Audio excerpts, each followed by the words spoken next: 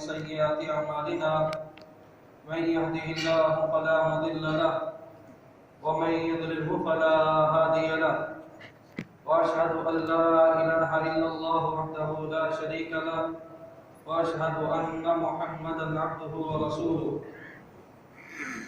ومن يطع الله ورسوله فقد رشد واهتدى ومن يعص الله ورسوله فقد ضل وغوى. أما بعد فإن خير الحديث كتاب الله وخير الهدي هدي محمد صلى الله عليه وسلم وشر الأمور محدثاتها وكل محدثة بدعة وكل بدعة ضلالة وكل ضلالة في النار. اللهم صل على محمد وعلى آل محمد كما صليت على إبراهيم وعلى آل إبراهيم إنك حميد مجيد. اللهم بارك على محمد وعلى آل محمد كما باركت على إبراهيم وعلى آل إبراهيم إنك حميد مجيد. فقد قال الله سبحانه وتعالى في القرآن المجيد والفرقان الحميد بعد أعوذ بالله من الشيطان الرجيم: يا أيها الذين آمنوا اتقوا الله حق تقاته ولا تموتن إلا وأنتم مسلمون. يا أيها الناس اتقوا ربكم الذي خلقكم من نفس واحدة وخلق منها زوجها وبث منهما رجالا كثيرا ونساء واتقوا الله الذي تساءلون به والأرحام إن الله كان عليكم رقيبا. يا أيها الذين آمنوا اتقوا الله وقولوا قولا سديدا يصلح لكم أعمالكم ويغفر لكم ذنوبكم ومن يطع الله ورسوله فقد فاز فوزا عظيما. وقال الله تعالى في موضع آخر: أئنكم لتأتون الرجال وتقطعون السبيل وتأتون في ناديكم المنكر فما كان جواب قومه إلا أن قالوا ائتنا بعذاب الله إن كنت من الصادقين. رب اشرح لي صدري ويسر لي أمري واحلل عقدة من لساني يفقهوا قولي. رب زدني علما رب زدني علما اللهم رب زدنا علما. اللهم أرنا الحق حقا وارزقنا اتباعه وأرنا الباطل باطلا وارزقنا اجتنابه.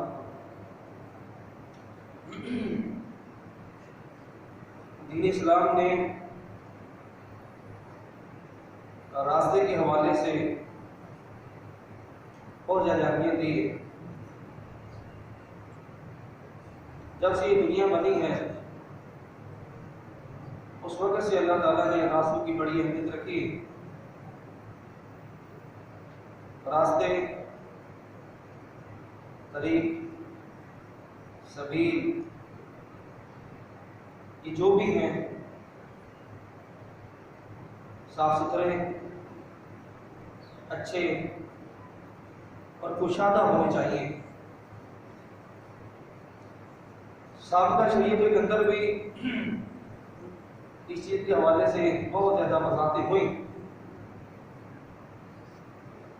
لیکن جب شریعت محمدیہ آئی رسول اللہ صلی اللہ علیہ وسلم نے باقاعدہ طور پر راستے کے حقوق اور اصول بیان کیے، راستے کے آداب بیان کیے. مختلف قسم کے آپ صلی اللہ علیہ وسلم کے راستے کے حوالے سے فرامین ہیں، فضائل بھی ہیں. جو آدمی راستے کو صاف ستھرا رکھتا ہے، جو راستے کو بگاڑتا ہے، توڑ پھوڑ کرتا ہے، تنگ کرتا ہے، اس کے حوالے سے وعیدیں بھی ہیں. رسول اللہ صلی اللہ علیہ وسلم نے راستے کو صاف ستھرا رکھنے کی ترغیبیں بھی دلائی ہیں. اور اگر کوئی آدمی اس کو خراب کرتا ہے اس کو ڈرایا بھی ہے.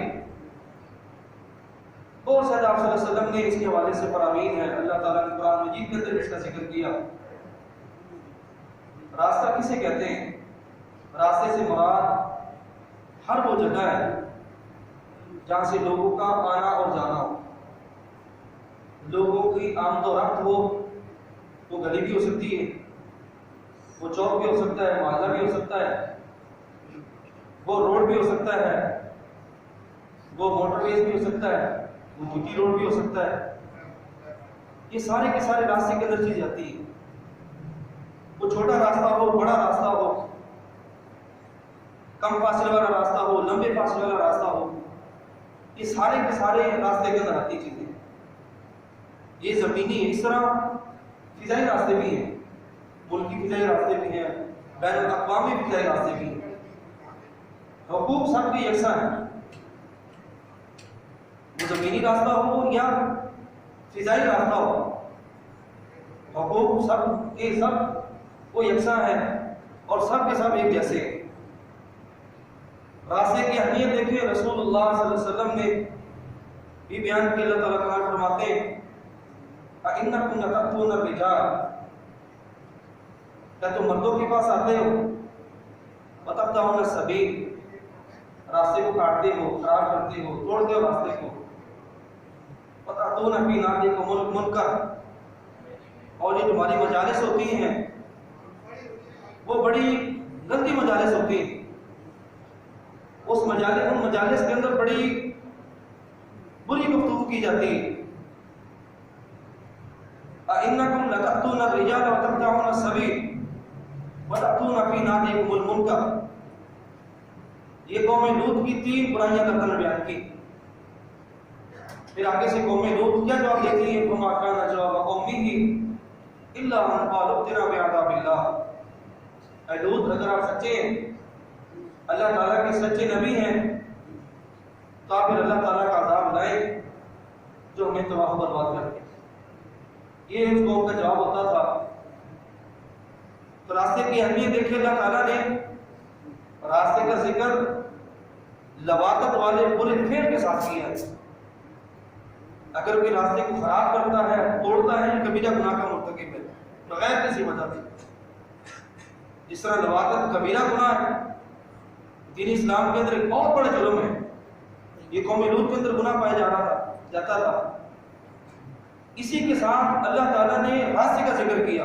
اگر کوئی راستے کو توڑتا ہے، خراب کرتا ہے، راستے کے آداب کو ملحوظ خاطر نہیں رکھتا، تو وہ اور لواقت والا دونوں گناہ کے اندر برابر کی شریک ہے۔ باقی منادیکم المنکر آگے آئے گا، ہم وہاں پر بیان کریں گے، بری مجالس وہ آگے انشاءاللہ آئے گا بھی بیان کریں گے۔ تو یہ راستے کی اہمیت ہے کہ راستہ ایک شہر سے، ایک علاقے سے، ایک بستی سے، ایک ملک سے لے کر دوسرے ملک، دوسرے محلے، دوسرے گاؤں، دوسرے شہر تک پہنچنے کا ذریعہ ہے۔ اگر راستہ ٹھیک نہیں ہے، کون پہ کہاں جاتا ہے؟ گھر میں سب رہتے ہیں۔ ہم دیکھیں پہلے تھوڑا سا عرصہ پہلے چلے جائیں، لوٹ مار تھی، ڈاکہ زنی تھی، اسی طرح قتل و غارت تھی، لوگ سب اپنے گھر میں رہتے تھے، کوئی باہر نکلتا ہی نہیں۔ کیوں؟ راستے خراب تھے۔ راستے ٹھیک ہیں، وہ ملک بھی امن و امان میں، علاقہ امن و امان میں، وہ شہر امن و امان کا گہوارہ ہے۔ پھر اللہ تعالیٰ اس علاقے، اس شہر، اس گاؤں، اس ملک کے لیے وہاں سے رزق کی بندوبست فرماتا ہے، تو کہیں سوچ نہیں سکتا۔ یہ مثالیں اللہ قرآن میں بیان کی، مختلف قسم کی قوموں کی مثالیں بیان کی۔ اگر راستے ٹھیک نہیں ہے تو کچھ بھی ٹھیک نہیں ہے۔ راستے کے حوالے سے رسول اللہ صلی اللہ علیہ وسلم نے فرمایا، حدیث صحیح مسلم کی حدیث ہے، باقی اور بھی کچھ حدیث کے اندر آتی ہے۔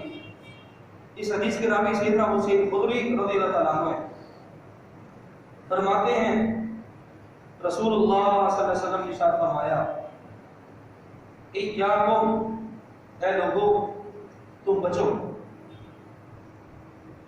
کہاں سے بچو؟ راستوں پر بیٹھنے سے بچو، جہاں سے لوگوں کی آمد و رفت ہو وہاں پر بیٹھنے سے آپ بچو۔ صحابہ کرام فرمانے کے اللہ کے رسول صلی اللہ علیہ وسلم، اگر بیٹھنا ضروری ہے، اگر ہمارا بیٹھنا وہاں پر ضروری ہے تو ہم کیا کریں گے؟ رسول اللہ فرمانے پر آپ لوگوں کا بیٹھنا وہاں پر ضروری ہے تو راستے کا جو حق ہے وہ ادا کرو، وَآتُوا حَقَّهَا، تو راستے کا حق ادا کرو۔ صحابہ کا سوال ہے کہ اللہ کے رسول صلی اللہ علیہ وسلم، راستے کا حق کیا ہے؟ کیا حق ہے راستے کا؟ آپ صلی اللہ علیہ وسلم نے اس حدیث کے اندر 5 حقوق راستے کی بیان کی ہیں۔ 5 حقوق۔ پہلا حق اصل آتے ہیں، پہلا حق یہ ہے بذل البصر، نگاہوں کو نیچے رکھیں۔ اگر آپ نے بیٹھنا ہے راستے پر، بیٹھنا ضروری ہے اور کوئی بیٹھنے کی جگہ نہیں ہے، تو آپ اپنی آنکھوں کو، اپنی نگاہوں کو نیچے رکھیں، جھکا کر رکھیں۔ ورد السلام، آنے جانے والا جو بھی آدمی ہے اس کا سلام کریں، دوسرا کہیے۔ تیسرا حق آپ صلی اللہ علیہ وسلم یہ بیان کیا الامر بالمعروف، لوگوں کو نیکی کو حکم دے۔ چوتھا حق یہ بیان کیا آپ صلی اللہ علیہ وسلم نے والنہی عن المنکر، لوگوں کو برائی سے بھی روکے۔ پانچواں اور آخری حق آپ صلی اللہ علیہ وسلم نے یہ بیان کیا کف الاذی، لوگوں کو تکلیف نہ پہنچائے۔ یہ 5 حقوق اس حدیث کے اندر بیان ہوئے۔ ویسے تو علماء نے اکثر حقوق جمع کیے، 15 کے قریب حقوق راستے کے جمع کیے۔ کتنی موٹی کتاب ہے آداب الطریق، عربی کے اندر ہے لیکن اس کا اردو کے اندر بھی ترجمہ وغیرہ ہوا ہے، شرح وغیرہ، اس کے اندر سارے کے سارے راستے کے تفصیل کے ساتھ حقوق بیان ہوئے، لیکن اس حدیث کے اندر 5 حق آپ صلی اللہ علیہ وسلم نے بیان کیے۔ ہم تفصیل سے بیان کرتے ہیں۔ غض البصر، نگاہوں کو نیچے رکھنا، یہ راستے کا سب سے پہلا حق ہے۔ اگر کسی آدمی کا بیٹھنا ضروری ہے، یہ اس وقت کے حساب سے تھا کیونکہ اس وقت گھر چھوٹے چھوٹے تھے جب آپ کا زمانہ تھا، کسی کا گھر ہے کسی کا نہیں ہے تو چھوٹا ہے، تو اس طرح کے مسائل ہوتے تھے۔ اسی وجہ سے صحابہ کرام صالح علیہ رسول صلی اللہ علیہ وسلم اگر بیٹھنا وہاں پر ضروری ہو تو ہم کیا کریں؟ پھر آپ نے یہ حقوق بیان کی۔ آج کل ہمارے گھر بڑے ہوتے، مہمان خانہ الگ بنا ہوتا ہے، تو خواتین کا کمرہ الگ ہوتا ہے، مردوں کا الگ ہوتا ہے، یہ ہر چیز الگ ہے۔ اب سہولیات زیادہ ہیں، اب سہولیات زیادہ ہیں۔ اب ہمیں چاہیے کہ ہم راستوں سے بیٹھنے سے اجتناب کریں، کیونکہ مہمان ہیں گھر لے کر جائیں، اگر نہیں تو کسی ایسی جگہ پر لے کر جائیں جہاں بیٹھنے کی مخصوص جگہ ہے، مثال کے طور پر ہوٹل وغیرہ ہے، یہ ایسی جگہ پر لے جائیں۔ یہ نہیں کہ راستے کو بیٹھ جائیں وہاں بیٹھ کے گپ شپ کر دیں۔ یہ آپ صلی اللہ علیہ وسلم نے صحابہ کرام رضوان اللہ علیہ اجمعین اس حساب سے یہ حق بیان کیے۔ آج بھی یہ حق ہے، اگر کسی کے یہ سہولیات نہیں ہے، راستے پر ہی بیٹھنے ضروری ہے، تو پھر یہ حقوق بیان کو ادا کرے گا پورے۔ غض البصر، پہلا سب سے پہلا حق وہ یہ ہے کہ نظروں کو نیچے رکھیں۔ آپ نظروں کو نیچے رکھنا، یہ اللہ تعالیٰ نے قرآن مجید کے اندر سب کے ساتھ منع کیا، مردوں کے لیے بھی ہے عورتوں کے لیے بھی ہے۔ اللہ تعالیٰ سورۃ نور میں فرماتے ہیں وَقُلْ لِلْمُؤْمِنِينَ يَغُضُّوا مِنْ أَبْصَارِهِمْ، اے ہمارے محبوب آپ مومن مردوں سے کہتے ہیں، مومن مردوں سے کہہ دیجئے کہ اپنی نگاہوں کو نیچے رکھیں۔ جب بھی چلیں، بیٹھے ہیں، اگر کسی ایسے غیر محرم پر نظر پڑتی ہے، جاتا دیکھتے ہیں تو نظروں کو نیچے رکھیں۔ وَقُلْ، اسی آیت میں اللہ تعالیٰ فرماتے ہیں قُلْ لِلْمُؤْمِنَاتِ يَغْضُضْنَ مِنْ أَبْصَارِهِنَّ، اے ہمارے محبوب مومن مردوں کے ساتھ ساتھ مومن عورتوں کو بھی آرڈر جاری کریں کہ وہ بھی اپنے پردے کے ساتھ ساتھ اپنی نگاہوں کو نیچے رکھیں۔ یہ دونوں کے لیے، کیوں؟ اس لیے کہ دین اسلام جہاں پر کسی چیز سے یا کسی برائی سے منع کرتا ہے تو دین اسلام اس کے ساتھ ساتھ، یہ خوبی ہے دین اسلام کی، اس کے ساتھ ساتھ اس برائی تک پہنچنے کے جو اسباب ہوتے ہیں، اسباب جو ہوتے ہیں، اس سے بھی دین اسلام منع فرماتا ہے۔ مثال کو اللہ تعالیٰ فرماتے ہیں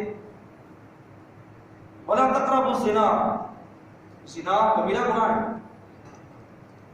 اللہ تعالیٰ سورۃ النساء میں فرماتا ہے کہ زنا کے قریب ہی مت جاؤ، زنا کے قریب ہی مت جاؤ۔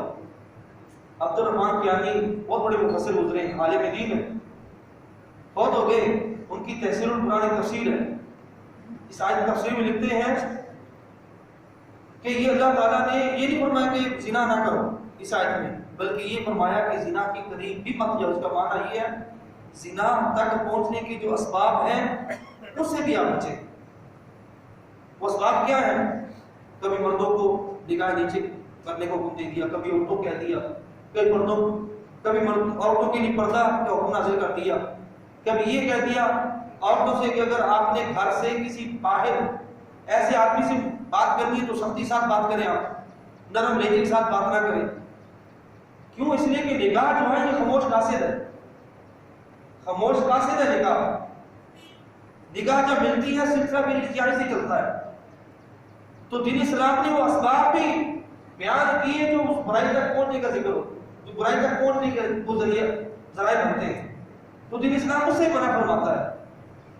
غض البصر، نگاہوں کو نیچے رکھیں، یہ راستے کا سب سے پہلا حق ہے۔ یہ مردوں کے لیے بھی ہے، یہ عورتوں کے لیے بھی ہے۔ اگر کوئی مرد راستے پر چل رہا ہے یا بیٹھا ہے راستے کے اوپر، وہ اپنی نگاہوں کو نیچے رکھے گا۔ اگر خاتون ہے وہ آ رہی ہے جا رہی ہے، وہ بھی اپنی نظروں کو نیچے رکھے گی پردے کے ساتھ ساتھ۔ ایسا نہیں کہ پردہ تو پیدا ہوا ہے وہ مردوں کو دیکھتے چلے جا رہے ہیں، ایسا ہرگز نہیں ہے۔ یہ دونوں کے لیے حکم ہے، غض البصر، نگاہوں کو نیچے رکھنا۔ اس حوالے سے اور بھی کافی ساری آیات ہیں آپ صلی اللہ علیہ وسلم کے فرامین ہیں۔ دوسرے نمبر پر جو آپ صلی اللہ علیہ وسلم نے راستے کا حق بیان کیا وہ سلام کرنا ہے۔ سلام کرنا ہے، یہ بہت بڑا ایک لمبا چوڑا چیپٹر دین اسلام میں بیان و سلام کے حوالے سے ہم چند ایک باتیں کریں گے۔ اگر کوئی آدمی بیٹھا آدمی تو اس کے پاس سے گزرنے والا آدمی سلام کرے گا، جو بیٹھا ہوا آدمی وہ سلام کا جواب دے گا۔ نمبر 1، اگر کوئی آدمی پیدل چل رہا ہے، اس کے قریب سے سواری والا آدمی گزرتا ہے، تو سواری والا آدمی پیدل چلنے والے آدمی کو سلام کرے گا۔ اس طرح اگر کوئی مجلس لگی ہوئی ہے، اس میں 10-12 آدمی، اس سے زیادہ آدمی ہے، اس سے کم آدمی ہے، 3 سے زیادہ ہے، 2 سے زیادہ ہے، 1 آدمی ہے، جو آدمی محض اس مجلس میں داخل ہوگا اس آدمی پر یہ فرض ہے، ضروری ہے کہ وہ سلام کرے بیٹھے ہوئے آدمی پر، جو مجلس کے اندر آدمی بیٹھے ہیں۔ اسی طرح وہ آدمی جو چل رہے ہیں، جو زیادہ ہیں، وہ آدمی اور کم آدمی زیادہ کو سلام کریں گے۔ اس طرح چھوٹے بچے ہیں، چھوٹے عمر میں آدمی ہیں، وہ بڑے آدمی کو سلام کریں گے۔ یہ دین اسلام کے مختلف قسم کے آداب بیان ہوئے۔ باقی اس کے علاوہ سلام کرنا یہ سنت ہے۔ اگر کوئی آدمی سلام سن لیتا ہے، جواب دینا یہ فرض ہے۔ سلام کرنا یہ سنت ہے، لیکن اگر کوئی آدمی سلام کر دیتا ہے، سلام کا جواب دینا یہ فرض ہے۔ اسی لیے آپ صلی اللہ علیہ وسلم نے نماز کی حالت میں بھی سلام کا جواب دیا، نماز کی حالت میں بھی سلام کا جواب دیا، اور صحابہ کرام رضوان اللہ علیہم اجمعین اس پر بے شمار واقعات ہیں۔ اور اس کے علاوہ سلام زبان سے بھی ہوتا ہے، معانقہ بھی ہوتا ہے، اس طرح مصافحہ بھی ہوتا ہے، اشارے سے بھی سلام ہوتا ہے۔ رسول اللہ صلی اللہ علیہ وسلم سلام کی فضیلت دیکھیں۔ آپ صلی اللہ علیہ وسلم ایک مرتبہ مجلس بیٹھے ہوئے تھے، صحابہ کرام بیٹھے تھے، ایک آدمی باہر سے آیا، اس نے سلام کیا، صرف السلام علیکم کہا۔ وہ آدمی بیٹھ گیا، فرمانے لگے لہو عشرہ، اس آدمی کے لیے 10 نیکیاں ہیں۔ تھوڑی دیر کے بعد اسی مجلس کے اندر ایک اور آدمی آ گیا، اس آدمی نے سلام کیا لیکن ایک جملہ اور ساتھ کہہ دیا، السلام علیکم ورحمۃ اللہ۔ رسول اللہ نے لہو 20، اس آدمی کے لیے 20 نیکیاں ہیں۔ تھوڑی دیر کے بعد اسی مجلس میں ایک تیسرا آدمی آیا، اس نے اگر سلام کہا لیکن اس نے مزید ایک جملہ بڑھا دیا، کہنے لگا السلام علیکم ورحمۃ اللہ وبرکاتہ۔ رسول اللہ فرمانے کے لہو 30، اس آدمی کے لیے 30 نیکیاں ہیں۔ صحابہ کے نام فرمانے کے رسول اللہ صلی اللہ علیہ وسلم تینوں نے سلام ہی کیا، ایک کے لیے 10 ہے، ایک کے لیے 20 ہے، ایک کے لیے 30 ہے۔ اصل فرمانے لگے جو پہلا آدمی آیا تھا اس نے صرف یہ جملہ کہا تھا السلام علیکم، جو دوسرا آیا اس نے ورحمۃ اللہ بھی کہہ دیا، جو تیسرا اس نے وبرکات بھی کہہ دیا۔ اس کا معنی کیا ہے؟ اس کا معنی یہ السلام علیکم، اللہ تعالیٰ کی آپ پر سلامتی ہو، ورحمۃ اللہ، اللہ تعالیٰ کی آپ پر رحمتیں ہوں، وبرکات، اللہ تعالیٰ کی آپ پر برکتیں ہوں۔ یہ دعائیہ کلمہ ہے، یہ دعائیہ کلمہ ہے۔ اور اس کے علاوہ سلام کے جو صحیح الفاظ ہیں وہی آدمیوں کے کہنے چاہیے۔ عربی زبان کی یہ خوبی ہے، اگر ایک زبر، زیر، پیش، شد، مد، جزم ذرا سی بھی چینج ہوگی ایک جملے سے، معنی اس کا یہاں سے اوپر کی طرف چل جاتا ہے۔ یہ دین اسلام عربی زبان کی یہ خوبی ہے۔ السلام علیکم ورحمۃ اللہ وبرکاتہ، صحیح الفاظ کے ساتھ، پورے جملے، پورے حروف کے ساتھ آدمی کو سلام کہنا چاہیے۔ اگر آدمی ذرا سے بھی ادھر ہو جائے تو اس کا معنی تبدیل ہو جاتا ہے، معنی کبھی موت بن جاتا ہے اس کا، کبھی اس کا معنی لعنت بن جاتا ہے، کبھی اس کا کیا معنی بن جاتا ہے، کبھی اس کا کیا معنی بن جاتا ہے۔ کہنے کا مطلب یہ ہے پورے الفاظ کے ساتھ آدمی کو سلام کہنا چاہیے۔ باقی اس کے علاوہ سلام کے حوالے سے آپ صلی اللہ علیہ وسلم نے یہاں پر جو اس حدیث میں راستے کا حق بیان کیا وہ دوسرا ہے کہ جو آدمی راستے پر بیٹھنا مجبوری سمجھتا ہے اس آدمی کے لیے ضروری ہے آنے جانے والے آدمی کو سلام کرے، اس کو جانتا ہے نہیں جانتا وہ آدمی اس کو سلام کرے گا، جو آدمی سلام کرے گا اور سننے والا اس کا جواب ضرور دے گا۔ باقی اس کے علاوہ نیکی کا حکم دینا اور برائی سے روکنا، یہ دو ایک ساتھ اوصاف بیان ہوئے۔ اس کا معنی یہ کہ آدمی وہاں پر بیٹھ کر خود نیکی کا کام کرے۔ یہ نمبر 2، لوگوں کو، آنے جانے والے لوگوں کو نیکی کا حکم بھی دے، نیکی کا کام سکھلائے، نیکی کی باتیں بتلائے اور فضول بیٹھا نہ رہے، فضول نہ بیٹھا رہے، لوگوں کو آنے جانے، خود بھی نیکی کا کام کرے بیٹھ کر، اور جو آنے جانے والے لوگ ہیں دیکھتا ہے ان کو بھی نیکی کا حکم دے۔ یہ اس کا معنی ہے۔ الامر بالمعروف والنہی عن المنکر، یہ ہر نبی کا بنیادی مقصد تھا کہ لوگوں کو نیکی کا حکم دے اور برائی سے روکے۔ یہ فریضہ اس امت محمدیہ سے پہلے اللہ تعالیٰ نے بنی اسرائیل کو دیا تھا۔ صحابہ جتنی بھی امتیں گزری ہیں ان تمام امتوں میں سے اللہ تعالیٰ نے بنی اسرائیل کو افضل ترین امت قرار دیا ہے، افضل ترین امت ساری امتوں میں سے۔ اللہ تعالیٰ فرماتے ہیں یا بنی اسرائیل اذکروا نعمتی التی انعمت علیکم وانی فضلتکم علی العالمین، اے اولاد یعقوب آپ میری نعمتوں کو یاد کرو، خاص طور پر وہ نعمت جو میں نے آپ کو تمام امتوں پر فضیلت بخشی۔ بنی اسرائیل امت ساری کی ساری امتوں میں سے افضل ترین امت تھی۔ کیوں امت تھی یہ افضل ترین امت تھی؟ اس لیے کہ اللہ تعالیٰ نے یہ فریضہ بنی اسرائیل کو دیا تھا کہ لوگوں کو نیکی کا حکم دے، برائی سے روکے۔ لیکن اس امت نے، اس قوم نے اس فریضے کے اندر کوتاہی کی، اللہ تعالیٰ نے اس قوم پر لعنت فرمائی۔ اللہ تعالیٰ کو فرماتے ہیں لعن الذین کفروا من بنی اسرائیل علی لسان داؤد و عیسی ابن مریم، اللہ تعالیٰ کی لعنت کی بددعا کی گئی ہے سیدنا داؤد علیہ السلام کی زبانی، سیدنا عیسیٰ علیہ السلام کی زبانی قوم بنی اسرائیل پر۔ کیوں؟ اس لیے کہ وہ اس فریضے کے اندر وہ خدائی کر رہے تھے، لوگوں کو نیکی کا حکم دیتے، اگر دیتے تو برائی سے نہ روکتے، برائی سے روکتے تو نیکی حکم دینے والا یا برائی سے روکنے والا خود وہ برائی کیا کرتا تھا، برائی کے کام کے اندر بڑھ چڑھ کر حصہ لیتا تھا۔ یہ ان کے اندر خرابی تھی جس کی وجہ سے اللہ تعالیٰ نے اس پوری کی پوری قوم پر لعنت فرمائی، سیدنا داؤد علیہ السلام کی زبانی، سیدنا عیسیٰ علیہ السلام کی زبانی۔ پھر اللہ تعالیٰ امت محمدیہ سے مخاطب ہوئے، فضیلت ان سے ختم کی، پھر امت محمدیہ سے مخاطب ہوئے، فرمایا کنتم خیر امۃ اخرجت للناس، اے امت محمدیہ دنیا کے اندر سب سے بہترین تم امت ہو تا قیامت۔ کیوں؟ اس لیے کہ کنتم خیر امۃ اخرجت للناس تأمرون بالمعروف وتنہون عن المنکر، اس لیے کہ تم لوگوں کو نیکی کا حکم دو، برائی سے روکو، نیکی کا حکم دو، برائی سے روکو۔ اس بنا پر تم امت محمدیہ ساری کی ساری امتوں پر افضل امت ہو۔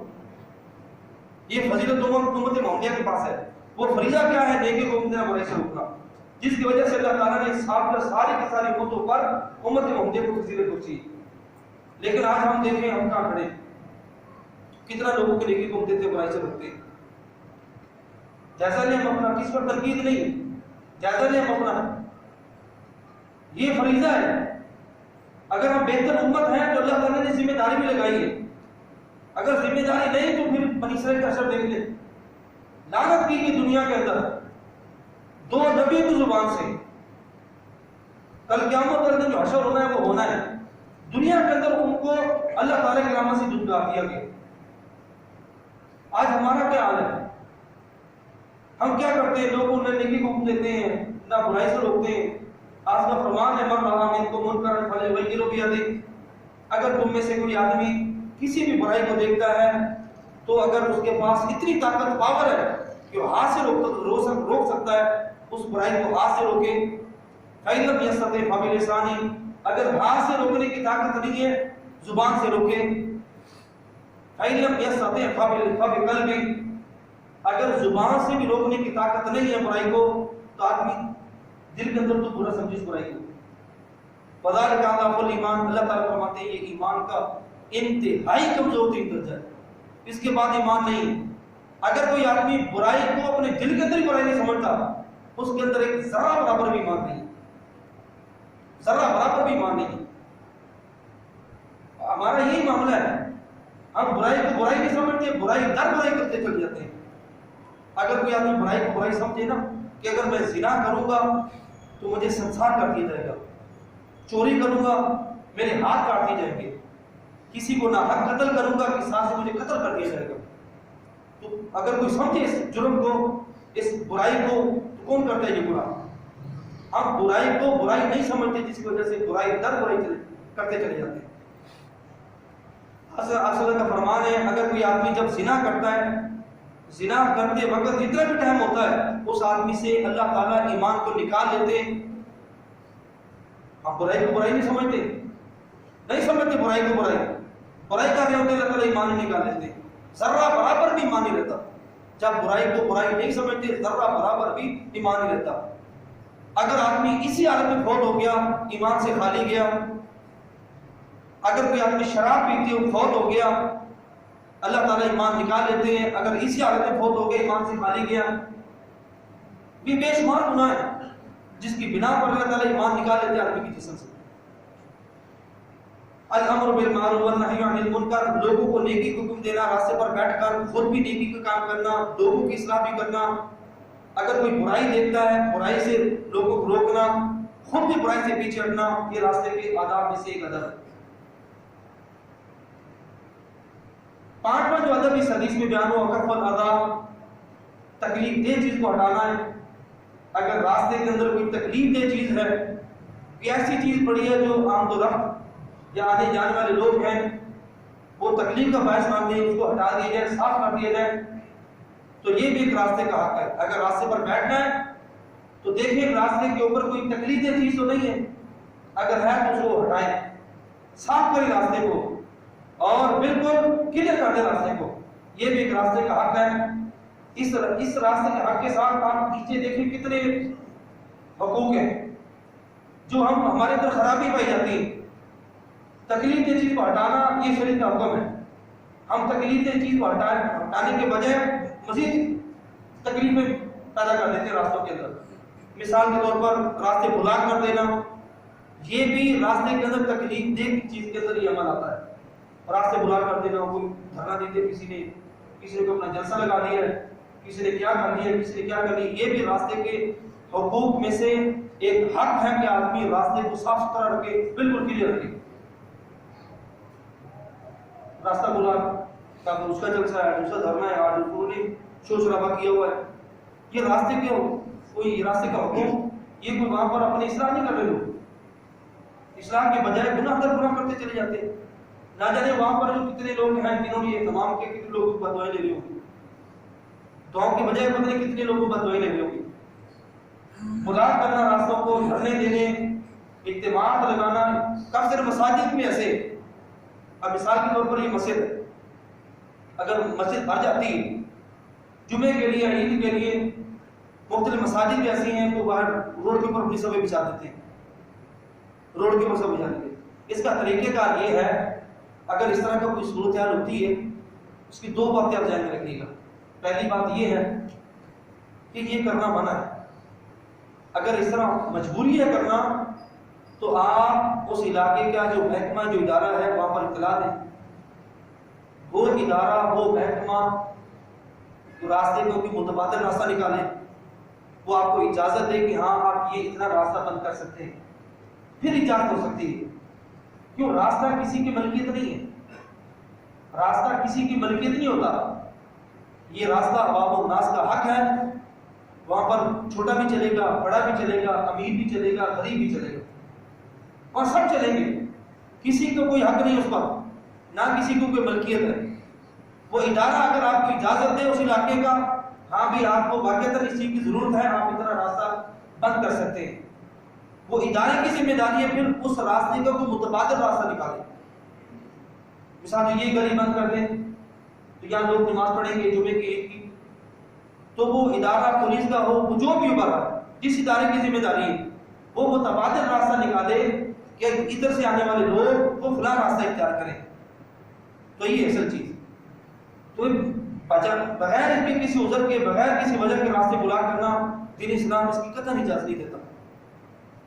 سنن ابی داؤد کے اندر یہ واقعہ موجود ہے، رسول اللہ صلی اللہ علیہ وسلم ایک غزوے سے واپس آ رہے تھے، اب غزوہ کسے کہتے ہیں؟ وہ غزوہ اسے کہتے ہیں کہ جس لشکر کے اندر، جس جماعت کے اندر مجاہدین جہاد کے لیے گئے اور اس لشکر کا امیر رسول اللہ صلی اللہ علیہ وسلم ہے، اس کو غزوہ کہتے ہیں۔ بذات خود آپ صلی اللہ علیہ وسلم بے نفس نفیس اس لشکر میں شریک ہو، اس کو غزوہ کہتے ہیں۔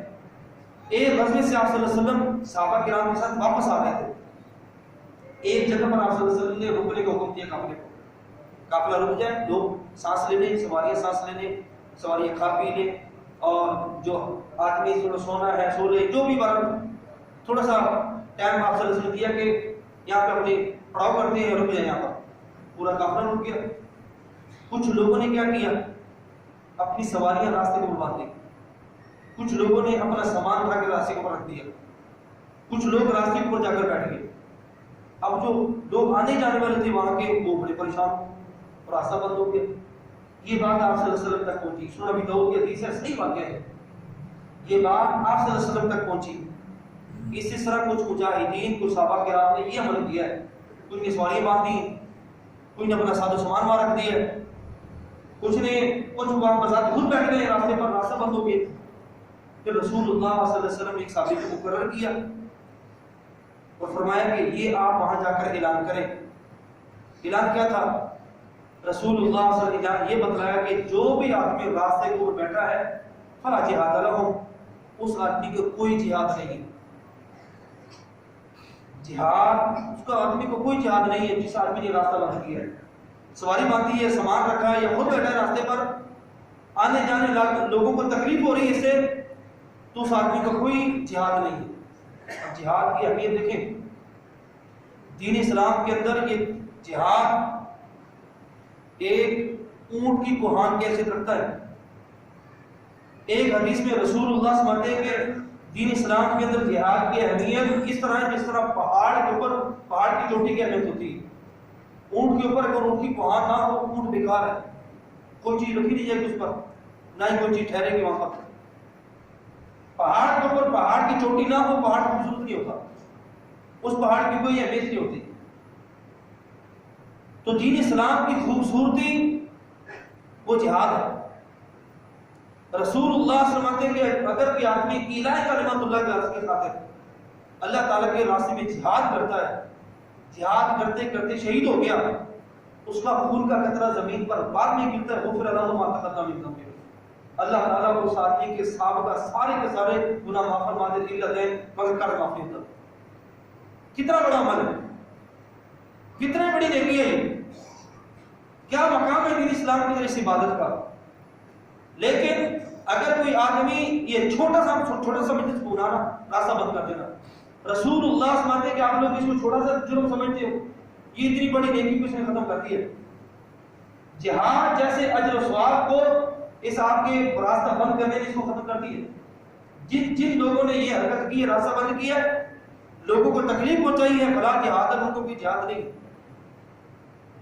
تو راستے کے حقوق ہیں، راستہ بند کرنا یہ جرم ہے، یہ گناہ ہے۔ اس کے علاوہ کچھ لوگ اپنے گھر بناتے ہیں، وہ گلی کی طرف چھت کا اوپر نالا کر دیتے ہیں، جب بھی پانی آتا ہے یا چھت دھوئی جاتی ہے پانی نیچے ہوتا ہے، اسی میں لوگوں کو تکلیف ہوتی ہے۔ پانی وہاں پر کھڑا ہے، تکلیف ہے، پانی گر رہا ہے، آنے جانے لوگ تکلیف، وہ لوگ دعائیہ کلمات نہیں کرتے، ان گھر والوں کے لیے اچھے کلمات نہیں کرتے، وہ لوگ آنے جانے والے وہ بدعائی کر کے جاتے ہیں، برے کلمات کہہ کے جاتے ہیں۔ یہ بھی ایک چیز ہے، کسی پر تنقید نہیں ہے، میں کسی پر تنقید نہیں کر رہا، یہ تنقید برائے اصلاح ہے، اور اس کے حوالے سے کافی ساری چیزیں ہیں۔ باقی اس کے علاوہ سڑک کی تعمیر ہے، راستے کو بناتے ہیں، یہ محکمے کا کام ہے، جس کی ذمہ داری وہی کرتا ہے۔ لیکن کچھ ادارے ایسے ہیں کسی پر تنقید نہیں ہے، میں مثال کے طور پہ بیان کر رہا ہوں، کچھ ادارے ایسے ہیں وہ راستہ توڑ کے چلے جاتے ہیں، وہ بناتے نہیں، وہ بنانا بھول جاتے ہیں، اپنا کام کیا، باقی لوگ جانے، لوگوں کو کام جانے، لوگ آ رہے ہیں جا رہے ہیں، راستہ تنگ ہو گیا، وہاں رش ہو گیا، ٹریفک جام ہو گیا، وہ ان کو کوئی پرواہ نہیں، انہوں نے اپنا کام کیا، راستہ توڑا، توڑنے کے بعد جو بھی کام تھا وہاں کیا تو وہ بس چلے گئے، بس وہ بنانے والے جانے، ان کو پتہ ہی نہیں ہے راستہ ٹوٹا ہوا۔ یہ غلط کام ہے، اگر توڑنا ہے تو بنانے کی ذمہ داری بھی لیں، یا ان کو کچھ اجازت لیں جو بنانے کی ذمہ داری ہے جن کی، وہ اگر اجازت دیں، وہ کہیں کہ توڑنے کے وہ فوراً بعد بنائیں، یہ ان کی ذمہ داری، کسی پر تنقید نہیں ہے۔ یہ بہت سارے ادارے ہیں، بہت سارے ادارے یہ محکمے ہیں، وہ توڑنے کے بعد کام کیا، گلی ٹوٹی پڑی ہے، راستہ ٹوٹا پڑا ہے، اپنا کام کر کے چلے گئے، بس کسی پر تنقید نہیں ہے۔ باقی اس کے علاوہ گاڑی پارکنگ ہے، یہ بھی راستے میں بہت خلاف ورزی کرتے ہیں، جہاں دل چاہا گاڑی کھڑی کر دی، جہاں دل چاہا گاڑی کھڑی کر دی، ہمیں پتہ ہی نہیں تو گاڑی کھڑی کہاں کرنی ہے، جگہ بھی ہوگی نا گاڑی کھڑی کرنے کی، وہاں نہیں کھڑی کرنے کی، جہاں دل چاہا، جہاں سہولت ہے وہاں کھڑی کر دی، تو لوگوں کے لیے مشکلات ہے، اپنی سہولت ڈھونڈ لی تو سینکڑوں کے حساب سے لوگوں کے لیے مشکلات کھڑی کر دی، تو یہ بھی ایک معاملہ ہے، کسی پر تنقید نہیں ہے۔ باقی اس کے علاوہ کچرا ہے، گھروں کا کچرا روڈ کے اوپر پھینکنا، اگر جگہ کوئی مخصوص ہے وہاں پھینکا جا سکتا ہے، ہر جگہ کچرا پھینک دینا، چھلکے فروٹ کے پھینک دینا، کسی بھی چیز کے، کوئی بھی چیز ہے، یہ راستے کے حقوق کی خلاف ورزی، اس چیز سے بچا جائے۔ باقی اس کے علاوہ آپ صلی اللہ علیہ وسلم کی بہت زیادہ مثالیں ہیں، فائدے سنے آپ صلی اللہ علیہ وسلم نے جس طرح کی حرکتیں کرتے ہیں۔ اس کے علاوہ رش ہے، اگر کسی روڈ پر وہاں پر سواری کو سلو چلایا جائے، ایسا چلایا جائے، ایسا نہ ہو کہ گاڑی تیز چلے وہ رش اور بڑھ جائے، جہاں پر رش ہوتا ہے جتنی حکومت کی طرف سے حد رفتار ہے اس کو آدمی مد نظر رکھے، ملوث خاطر رکھے۔ سعودیہ کے اندر حد رفتار مقرر ہے ہر روڈ کی، اور بھی ملکوں کے اندر ہے، اس روڈ پر آپ اتنی رفتار سے گاڑی چلا سکتے ہیں، اس روڈ پر اتنی رفتار سے، اس روڈ پر اتنی رفتار سے۔ سعودیہ کے جو لجنہ ہے مفتی کرام کی صاحبہ کو علماء کی جو لجنہ ہے، ایک بہت بڑا فتویٰ چھپا ہے سعودیہ کے عربی سے، جہاں پر کہ لائبریری موجود ہے، اس کے اندر یہ علماء کا فتویٰ ہے، علماء کا یہ فتویٰ ہے، اگر حکومت کی طرف سے ایک روڈ پر 60 کی مثال ہے، 60 کی سپیڈ سے گاڑی چلانے کی اجازت ہے، اگر کوئی آدمی اس روڈ پر 70 یا اس سے زیادہ سپیڈ سے گاڑی چلاتے ہوئے مر گیا، فوت ہو گیا، مر گیا، گر گیا، ایکسیڈنٹ ہو گیا، اس کی جان چلی گئی، پتہ ہے سعودی علماء کا کیا فتویٰ ہے؟ سعودی علماء کا فتویٰ یہ ہے کہ اس آدمی نے خودکشی کی ہے، اس آدمی نے خودکشی کی، اس آدمی پر خودکشی والا حکم لگے گا، جتنا گناہ جتنا جرم خودکشی والا کرتا ہے اتنا ہی جرم اس کا ہے۔ تو ہم اپنا خود نقصان نہیں کرتے، وہاں پر میں پڑوس کا بھی نقصان ہوتا ہے، ادھر گاڑی والا نقصان ہو گیا، ادھر والا گر گیا، آگے والا گر گیا، پیچھے والا گر گیا۔ تو کہنے کا مطلب یہ ہے راستے کے حقوق میں سے ایک یہ بھی ہے جہاں پر جتنی رفتار کی اجازت ہے گاڑی کی چلانے کی وہاں پر اتنی رفتار سے گاڑی چلائی جائے، اتنی رفتار سے گاڑی، اس سے زیادہ نہ چلائی جائے۔ باقی اس کے علاوہ اور بھی اکثر اس حوالے سے باتیں کی جا سکتی ہیں، اب سب سمجھدار ہیں، پڑھے لکھے لوگ ہیں۔ اور اس کے علاوہ راستے کی جو صفائی ہے اور اس کے علاوہ خیال رکھتا ہے، اس کے فضائل ہیں۔ رسول اللہ صلی اللہ علیہ وسلم فرماتے ہیں کہ ایک آدمی کو میں نے جنت کے اندر جاتے دیکھا، جنت کے اندر جاتے دیکھا، کس آدمی کو؟ اس آدمی کو جس آدمی نے راستے میں سے ایک درخت تھا، درخت کی ایک شاخ نیچے لٹک رہی تھی راستے کے اوپر، آنے جانے والے لوگوں کو بڑا مسئلہ تھا، اس آدمی نے وہ شاخ کاٹ دی، راستہ صاف کر دیا، اس آدمی کو میں نے جنت کے اندر جاتے ہوئے۔ ایک حدیث میں رسول اللہ فرماتے ہیں کہ ایک آدمی کو اللہ تعالیٰ نے معاف فرما دیا تو اس لیے کہ اس آدمی نے راستے میں سے تکلیف دہ چیز بڑھا دی۔ ایک حدیث میں رسول یہ فرماتے ہیں کہ ایمان کی 70 یا 70 سے زیادہ شاخیں، کس میں؟